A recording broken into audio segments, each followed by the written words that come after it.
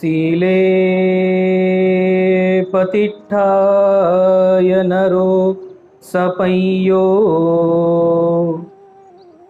चित्तं पय्यञ्च भावये अतापि निपको भिक्खु सो इमं विजटये जटं साधु साधु साधु।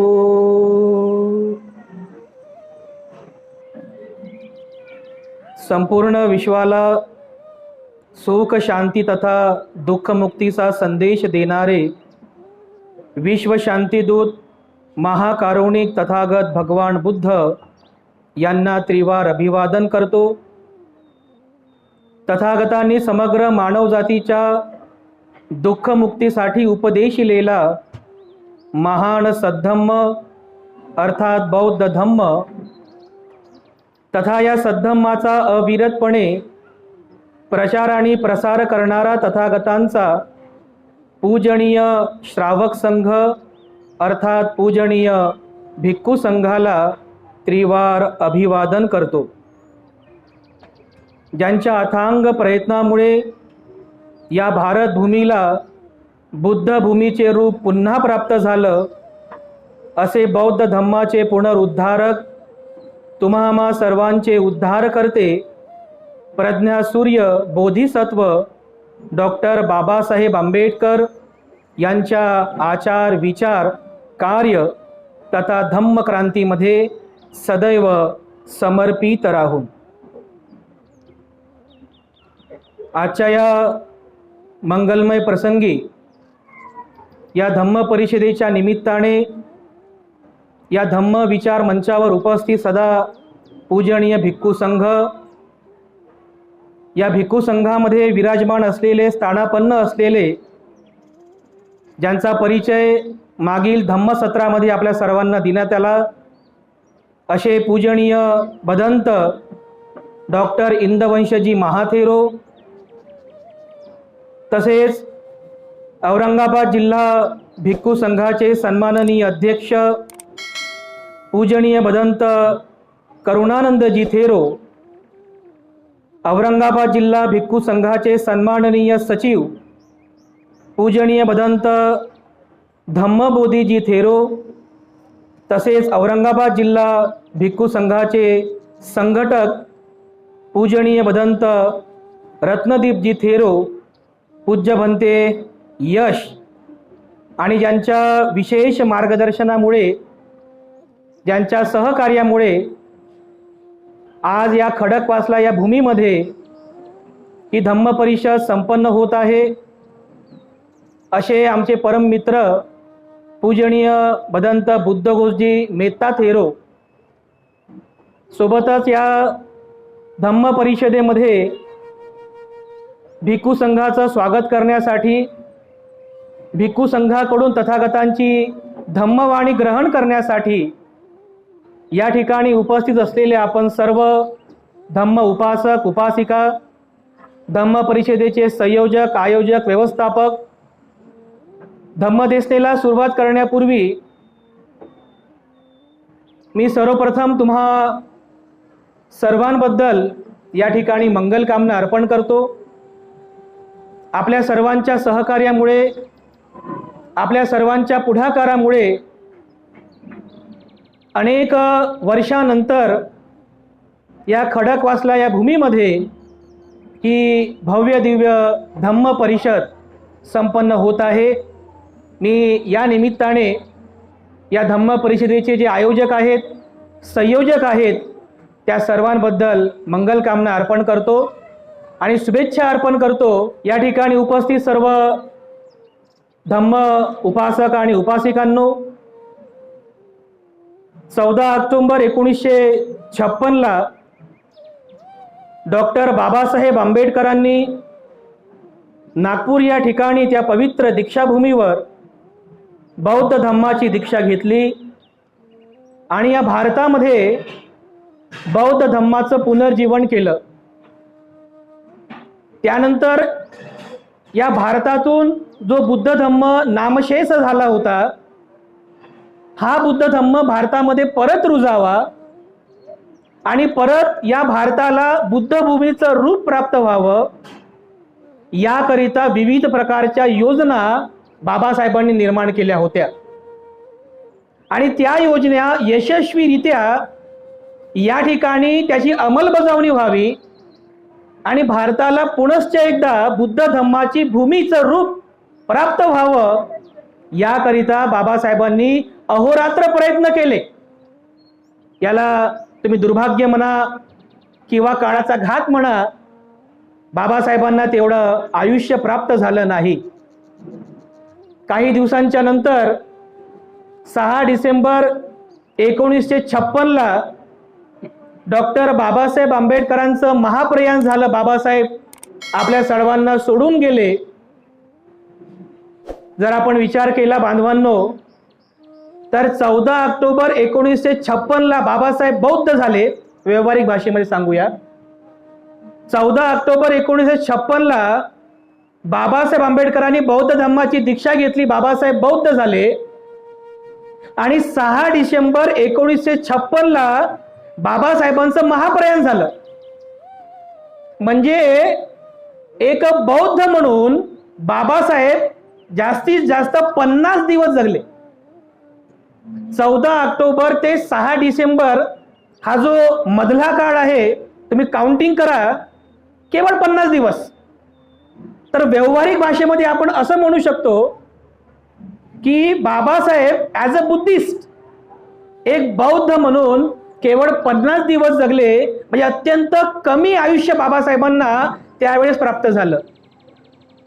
बाबासाहेबांचं महाप्रयाण झालं आणि जो नवदीक्षित बौद्ध समाज होता, ज्या समाजाला बुद्ध म्हणजे काय माहीत नाही, ज्या समाजाला धम्म संघ म्हणजे काय माहीत नाही, भंतेजी म्हणजे काय माहीत नाही, मग अशा नवदीक्षित बौद्ध समाजाला बुद्ध धम्माचं शिक्षण कोण देईल? या नवदीक्षित बौद्ध समाजाला बुद्ध धम्माची शिकवण कोण देईल? हा सर्वात मोठा प्रश्न होता त्यावेळेस.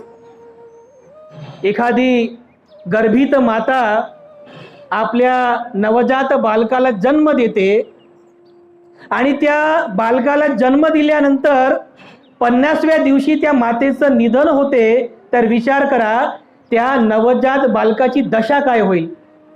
बरोबर आहे. त्या नवजात बालकाचं पालन पोषण कोण करेल? त्याला दूध कोण देईल? त्या नवजात बालकाला मोठं कोण करेल?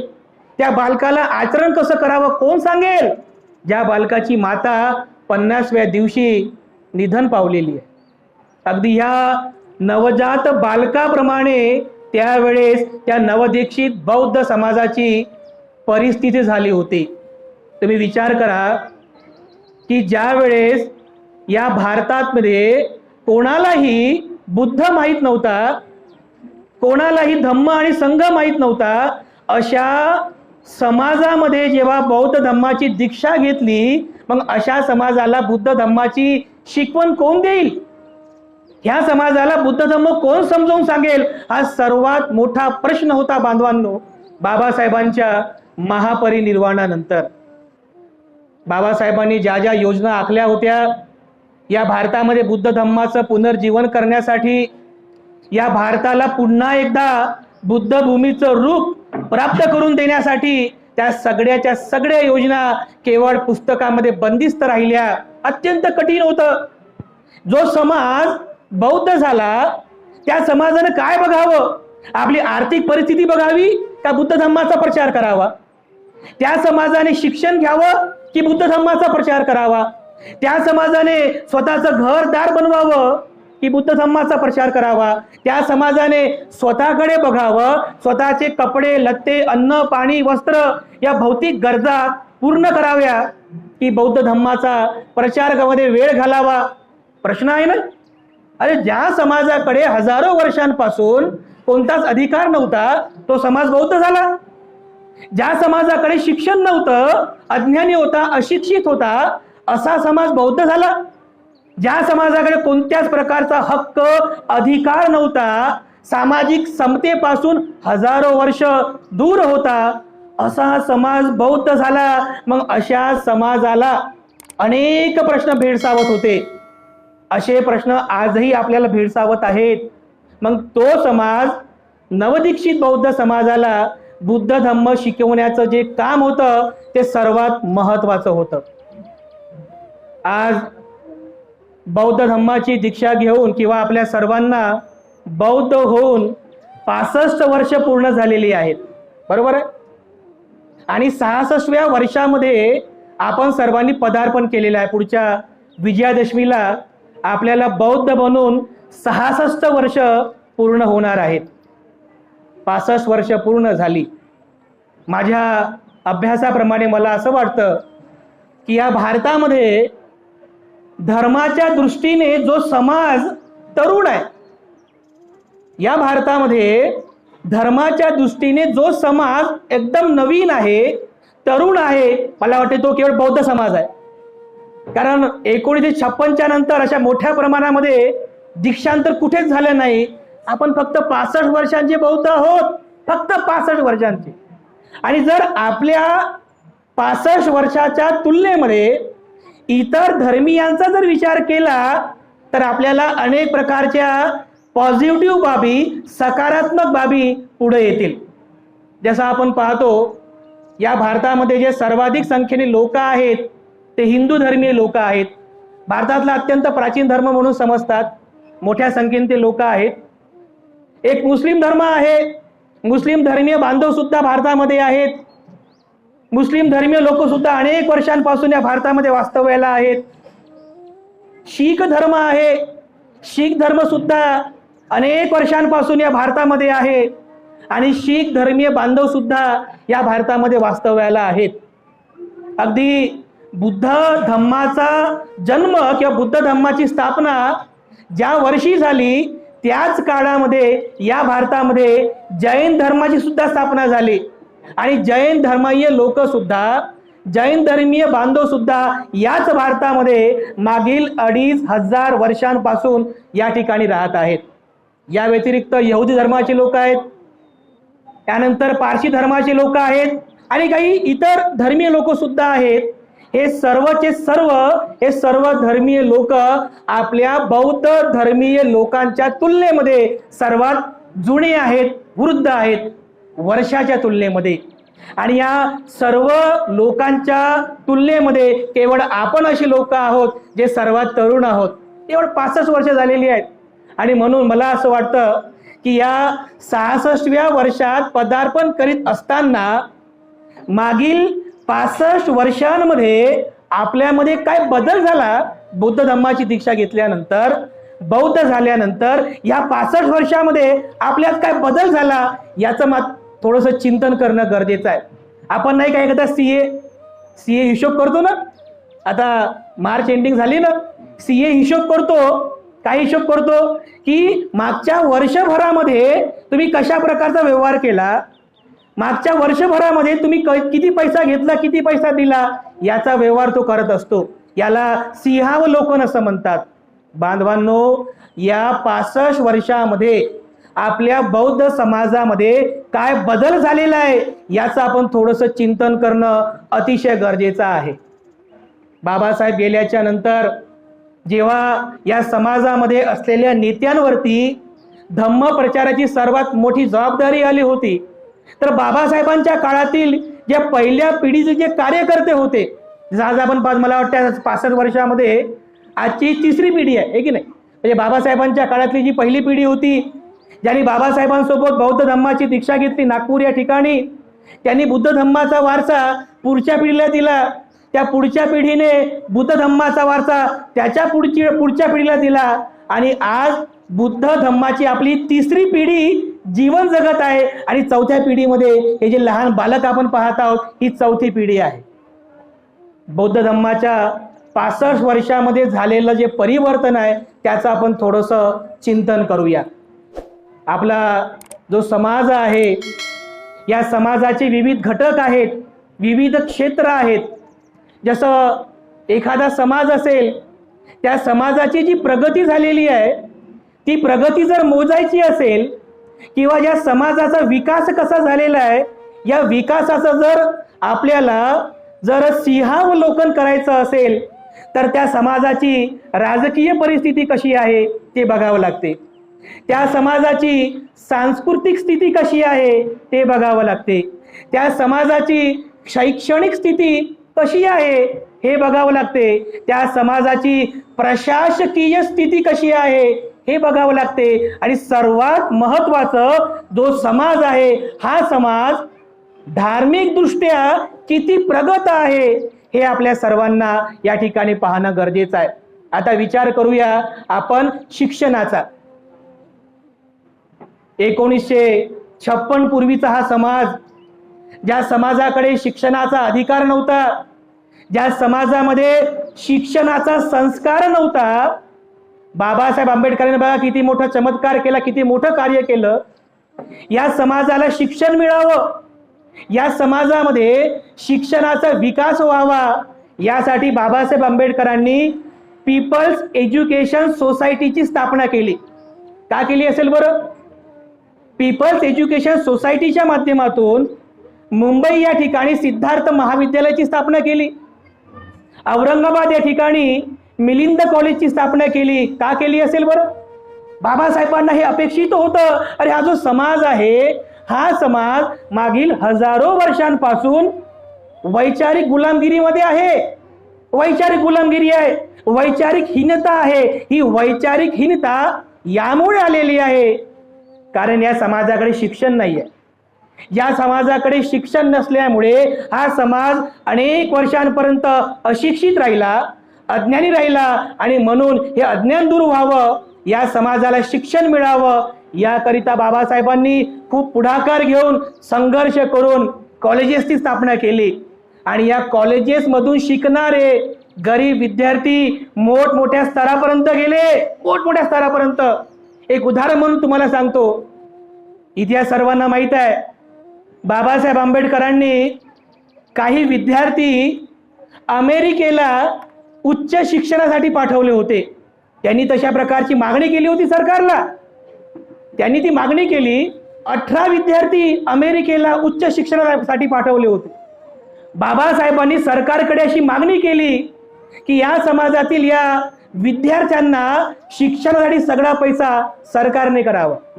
बाबासाहेबाला ही अपेक्षा होती की हे जे विद्यार्थी बाहेर देशात जाऊन शिक्षण घेतील, ग्रॅज्युएट होतील, तेव्हा परत भारतामध्ये येऊन ते ह्या समाजाला शिक्षा देतील, शिक्षण देतील.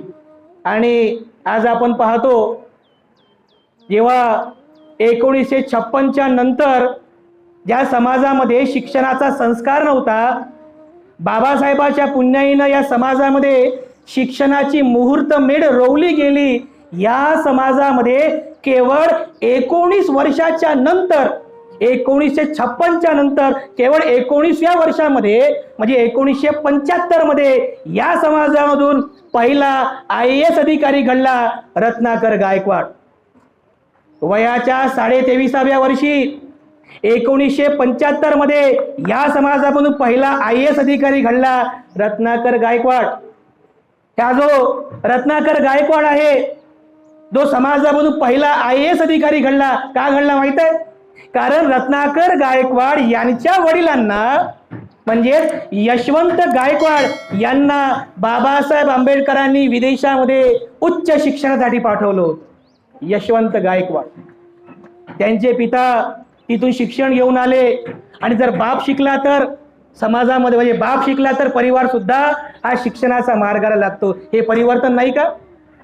ही तर फार जुनी गोष्ट झाली, 20-25 वर्षापूर्वींची. आज आपण जेव्हा पाहतो तर आपल्या समाजामध्ये आम्ही पाहतो की नवतरुण हे अगदी म्हणजे अगदी नव्या उमेदीनं प्रशासकीय सेवेमध्ये जात आहेत. कोणी IAS अधिकारी झालं, कोणी IPS अधिकारी झाले, अरे कोणी उच्च पदापर्यंत गेले. हे परिवर्तन आहे.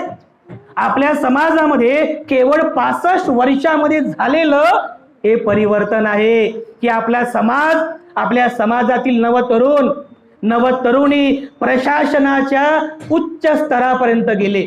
ही प्रशासकीय परिवर्तन आपल्या समाजामध्ये केवळ 65 वर्षामध्ये झालेलं आहे बांधवांनो, ते आपण लक्षात घेतलं पाहिजे. हा बदल आहे, हे परिवर्तन आहे. जेव्हा आपण सामाजिक बदलांचा विचार करतो तर सामाजिक बदलामध्ये राजकीय बदल काय झाला याचा सुद्धा विचार व्हायला पाहिजे. मला वाटते राजकीय बदल काय झाला याबद्दल जास्त काही बोलायला नको. तो काय आपल्या बोलण्याचा स्टेज सुद्धा नाही आहे. बाबासाहेबांनी आपल्या समाजातील या लोकांना राजकीय हक्क मिळावे याकरिता जे जे काही राजकीय काम केलं, राजकीय संघर्ष केला, त्या सर्व राजकीय कार्याला कशा प्रकारे यश मिळालं, कशा प्रकारे अपयश मिळालं, हा सगळा इतिहास आपल्या समोर उघड आहे. याबद्दल जास्त काही बोलायला नको. पण सर्वात महत्वाची गोष्ट जी या ठिकाणी मला नमूद करायची आहे ते आहे धार्मिक परिवर्तन. जसं मी तुम्हाला अगोदर सांगितलेलं आहे की हा समाज, नवदीक्षित बौद्ध समाज, ज्याला बुद्ध म्हणजे काय माहीत नाही, ज्याला धम्म आणि संघ म्हणजे काय माहीत नाही, अशा समाजाला बुद्ध धम्म शिकवणं किती अवघड आहे. एके ठिकाणी बाबासाहेब आंबेडकर म्हणतात की बुद्ध धम्म हा बुद्धिवंतांचा धम्म आहे.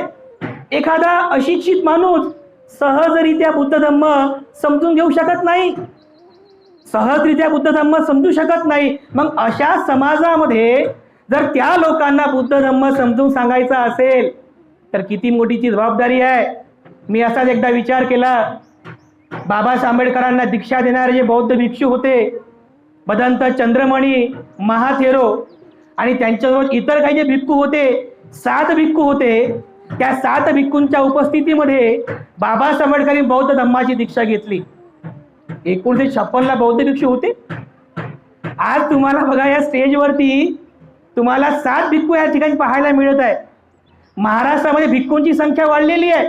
पुण्यामध्ये, नागपूरमध्ये, मुंबईमध्ये मोठ्या प्रमाणामध्ये भिक्षू वास्तव्याला आहेत. काही भिक्षू तर उच्च शिक्षण घेत आहेत. आज भिक्षू संघाची जी बदललेली परिस्थिती आहे बांधवांनो, 1956चा जर विचार केला त्यावेळेस सुद्धा भिक्खूंची संख्या नगण्य होती. काही भिक्खू होते परंतु त्या भिक्खूंनी केवळ साहित्यिक क्रांती केली. पालीमधले काही जे ग्रंथ आहेत त्याचं हिंदीमध्ये भाषांतर केलं, काही ग्रंथांचं विविध भाषेमध्ये भाषांतर केलं, परंतु समाजामध्ये गल्लोगल्ली जाऊन, नगरोनगरी जाऊन, गावोगावी जाऊन ज्याप्रमाणे बुद्ध धम्माचा प्रचार करायला पाहिजे त्या मानाने भिक्खू संघाची संख्या अगदी कमी होती, एकदम नगण्य होती. मग भिक्खू संघाची जबाबदारी होती. काही नेती मंडळी होती. भारतीय बौद्ध महासभेच्या स्थापनेनंतर बाबासाहेबांनी एक योजना बनवली होती की प्रत्येक जिल्ह्यामध्ये अशा प्रकारे बुद्ध धम्माचे ट्रेनिंग सेंटर निर्माण व्हावे, लोकांना बुद्ध धम्माची शिक्षा देणारे बौद्धाचार्य निर्माण व्हावे, भिक्खू संघाची वाढ व्हावी. आणि ज्या वेळेस आपण या सर्व कालानुक्रमाचा विचार करतो तेव्हा आपल्याला लक्षात येईल की जे परिवर्तन आपल्यामध्ये आज पाहायला मिळते हे जे परिवर्तन आहे फार सकारात्मक आहे, फार सकारात्मक आहे. कसं? आज बघा, आज या ठिकाणी आपण आहोत, आपल्यामध्ये किती मोठा बदल आहे. आपण सगळ्या जुन्या चालीरीती सोडल्या, जुन्या रूढी परंपरा सोडल्या, जुन्या ज्या ज्या गोष्टी होत्या त्या सगळ्या गोष्टींचा त्याग केला. आज आपल्यामध्ये बदल झालेला आहे, आपल्यामध्ये वस्त्रांचा बदल झाला. आज बघा तुम्ही सगळे शुभ्र वस्त्र परिधान करून प्रत्येकाच्या गळामध्ये पंचरंगी धम्मज्योत घेतल्यानंतर किती सुंदर दिसतंय ते. हे परिवर्तन आहे, आपल्यामध्ये झालेलं आहे परिवर्तन आहे. आज आपले जे सण आहेत, आपले जे काही उत्सव आहेत हे सुद्धा बदललेले आहेत. आज आपण बुद्ध पौर्णिमा साजरी करतो. आज तर समाजामध्ये अष्टशील धारण करणारे उपासक आणि उपासिका सुद्धा तयार झालेले आहेत.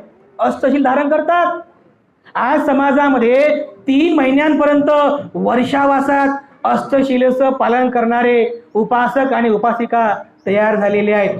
ही प्रगती आहे, ही आपली धार्मिक प्रगती आहे. काही लोक म्हणतात काय म्हणतेजी, तो माणूस असा आहे, ते लोक असे वागतात, ते लोक तसे वागतात, ते विहारामध्ये येत नाहीत, ते परिषदेला येत नाहीत. बरोबर आहे, मी हे मान्य करतो. परंतु जर आपण नेहमी निगेटिव्ह लोकांचा जर विचार केला तर हे जे परिवर्तन झालेलं आहे याचा विचार आपण कधी करणार? याचा विचार आपण कधी करणार? कारण परिवर्तन जे होत असते हे परिवर्तन अगदी हळूहळू होत असते. मनाचं परिवर्तन एकदम हळूहळू होते, एकदाच होत नाही. आज तुम्ही या ठिकाणी उपस्थित आहात, हे तुमच्यामध्ये मनामध्ये झालेलं हे परिवर्तन आहे, हे वैचारिक परिवर्तन झालेलं आहे. काही लोक म्हणतात की ह्या लोकांना आरक्षण मिळालं म्हणून ह्या लोकांमध्ये प्रगती झाली, असं काही काही लोक म्हणतात. तर मला एक प्रश्न या ठिकाणी सांगायचा आहे की जर आरक्षण मिळाल्यामुळे माणसामध्ये जर परिवर्तन होत असेल, किंबहुना माणसामध्ये जर वैचारिक परिवर्तन होत असेल, तर ज्यांना ज्यांना आरक्षण मिळालं त्या सर्वांमध्ये वैचारिक परिवर्तन व्हायला पाहिजे होतं, पण तसं परिवर्तन झालं दिसत नाही. तर ज्या समाजामध्ये वैचारिक परिवर्तन झालं तो केवळ बौद्ध समाज आहे की नाही? आपल्यामध्ये वैचारिक परिवर्तन झालेलं आहे. आज आपण बुद्ध धम्माचा स्वीकार केल्यानंतर बुद्धाच्या समता, स्वातंत्र्य, बंधुत्व आणि न्याय या चतुस्थितींचा स्वीकार केला. त्याप्रमाणे आपण आपलं जीवन जगतोय, हे आपल्यामध्ये बदल आहे, हे आपल्यामध्ये झालेलं परिवर्तन आहे. याचा आपण सकारात्मक विचार करायला पाहिजे.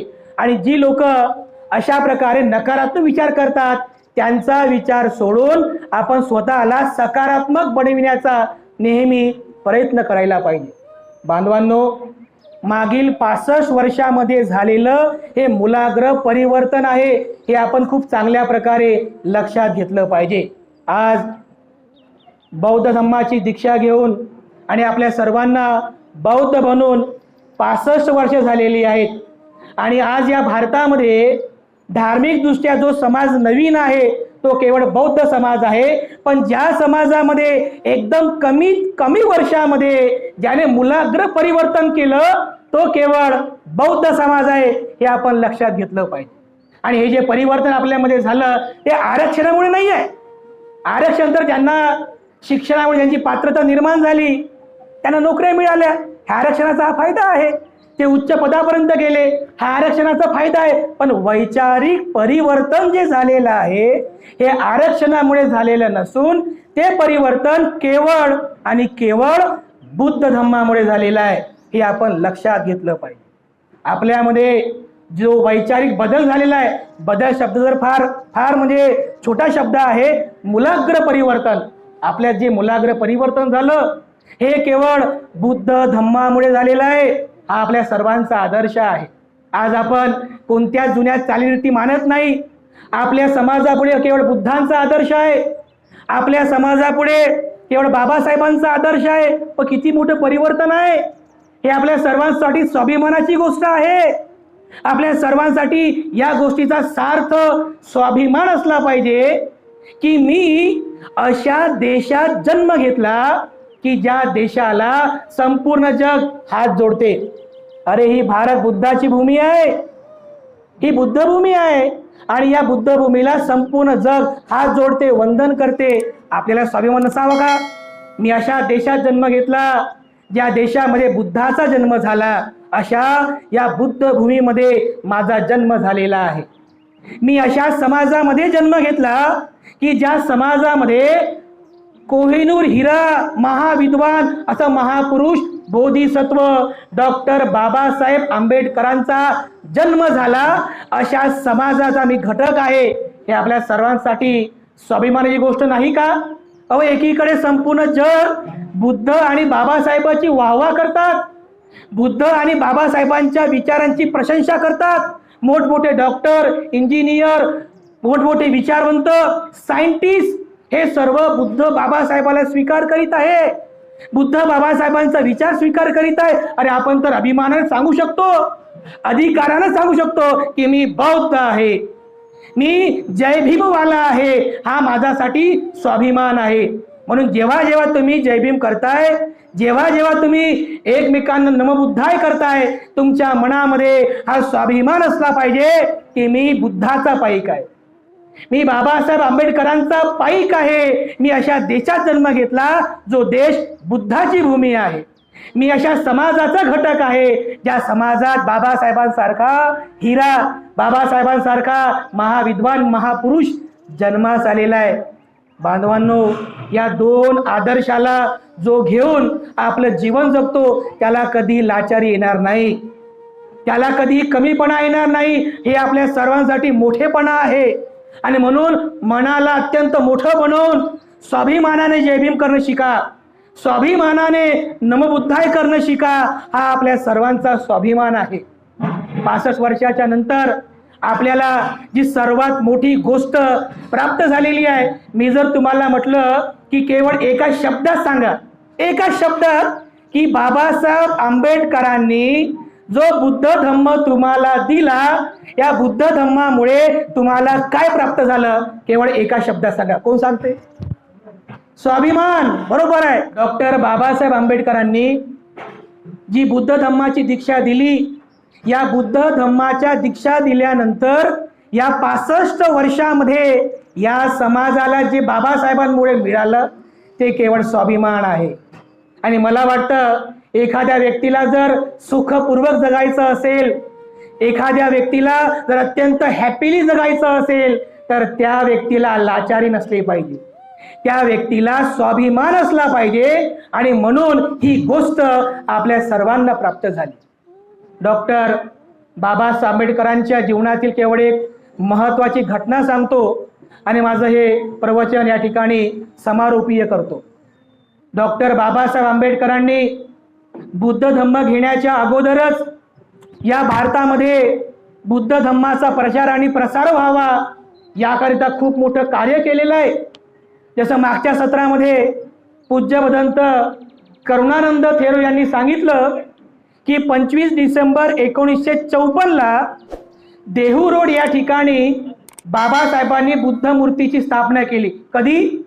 1954. बाबासाहेब तर 1956 बौद्ध झाले आणि 2 वर्षापूर्वीच बाबासाहेबांनी बुद्ध मूर्तीची स्थापना केली. अगदी याचप्रमाणे 1954ची एक महत्वाची घटना मी तुम्हाला सांगतो. रंगून या ठिकाणी 1954 बौद्ध धम्माची एक जागतिक धम्म परिषद संपन्न झाली होती. कधी? 1954. म्हणजे बाबासाहेब बौद्ध बनण्याच्या अगोदरची गोष्ट. 1954 रंगून या ठिकाणी बौद्ध धम्माची परिषद संपन्न झाली, जागतिक परिषद. आणि त्या परिषदेचं निमंत्रण डॉक्टर बाबासाहेब आंबेडकरांना सुद्धा मिळालं. बाबासाहेब बुद्ध विचारांचे होते. बाबासाहेब त्या निमंत्रणाला स्वीकार करतात आणि बाबासाहेब त्या परिषदेमध्ये उपस्थित राहण्यासाठी रंगूनला प्रयाण करतात. त्या परिषदेचे जे आयोजक असतात ते आयोजक बाबासाहेब आंबेडकरांना स्टेजवरती विराजमान करतात. त्या परिषदेमध्ये जागतिक बौद्ध लोक आले होती. जपान, चीन, Laos, Cambodia, Vietnam, Sri Lanka, Thailand, Myanmar, स्थानिकचे असे जागतिक बौद्ध विद्वान, जे लोक स्वतःला बौद्ध विद्वान समजायचे की आम्ही तर बौद्ध विद्वान आहोत, तर त्या लोकांना वाटलं की या परिषदेच्या आयोजकांनी ह्या भारतातून आलेल्या ह्या डॉक्टर BR आंबेडकरांना स्टेजवरती बसवलं आणि आम्ही तर बौद्ध विद्वान आहोत, जागतिक ख्यातीचे विद्वान आहोत, आम्हाला खाली बसवलं, हा आमचा अपमान नव्हे काय? आम्ही खाली बसलो, हा आमचा अपमान नव्हे काय? कोणीतरी चिठ्ठी लिहिली आयोजकांना, अशा प्रकारचा संदर्भ दिला. बाबासाहेबांना हे समजलं की मी भारतातून या ठिकाणी आलेलो आहो आणि स्टेजवरती स्थानापन्न झाल्यामुळे या परिषदेमध्ये असलेले जे जागतिक बौद्ध विद्वान आहेत त्यांना ही गोष्ट खटकली. जेव्हा बाबासाहेबांचा नंबर लागला भाषण करण्यासाठी, बाबासाहेबांचं नाव घेतलं जातं आणि बाबासाहेब उभे टाकतात, माईक समोर उभे राहतात आणि अगदी भाषणाला सुरुवात करतात. आणि अगदी सुरुवातीला बाबासाहेब आंबेडकर म्हणतात की या परिषदेला उपस्थित असलेले बौद्ध जन हो, या ठिकाणी उपस्थित असलेले बौद्ध जन हो, मला माहित आहे की मी बौद्ध नाही. लक्षात घ्या, मला माहित आहे की मी बौद्ध नाही, पण तरी सुद्धा मला तुम्ही सन्मान दिला, याकरिता मी तुम्हा सर्वांबद्दल धन्यवाद व्यक्त करतो. बांधवांनो, मी जरी बौद्ध नसलो पण भारतामध्ये बुद्ध धम्म रुजावा, भारतामध्ये पुन्हा एकदा बुद्ध भूमीचं रूप प्राप्त व्हावं, याकरिता मी कार्य केलेलं आहे. आणि त्यानंतर डॉक्टर बाबासाहेब आंबेडकर एक एक मुद्दा त्या ठिकाणी स्पष्ट करतात की कशा प्रकारे मी भारतामध्ये बुद्ध धम्माच्या प्रचार आणि प्रसारासाठी काम केलेलं आहे. पहिला मुद्दा सांगतात, बांधवांनो, बौद्ध जन हो, मी भारताचं संविधान लिहिलं, मी भारताचं संविधान लिहिलं आणि जे भारतातील लोक मला भारतीय संविधानाचं शिल्पकार मानतात. पण बांधवांनो, मी जे भारताचं संविधान लिहिलं, हे भारताचं संविधान केवळ भगवान बुद्धांच्या समता, स्वातंत्र्य, बंधुत्व आणि न्याय या चतुसूत्रीवर आधारित मी भारताचं संविधान लिहिलेलं आहे.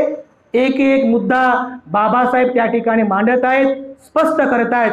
पुढचा मुद्दा सांगतात की बौद्ध जन हो, तुम्ही ज्या अशोक स्तंभाला बौद्ध धम्माचं चिन्ह समजताय की नाही, 4 शियाचा अशोक स्तंभ, बाबासाहेब म्हणतात की बौद्ध जन हो, तुम्ही ज्या 4 सिंहाच्या अशोक स्तंभाला बौद्ध धम्माचं चिन्ह समजता, त्याच अशोक स्तंभाला कायद्याच्या जोरावर मी भारताची राजमुद्रा बनवलेली आहे.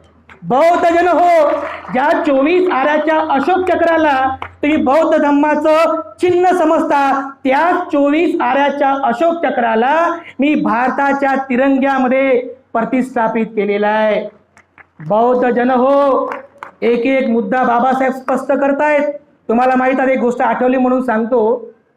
ज्या ठिकाणी भारताचा राष्ट्रपती ज्या चेअरवर स्थानापन्न होतो, राष्ट्रपती भवनामध्ये, तो फोटो सुद्धा गुगल फोटोजवर तुम्ही पाहू शकता.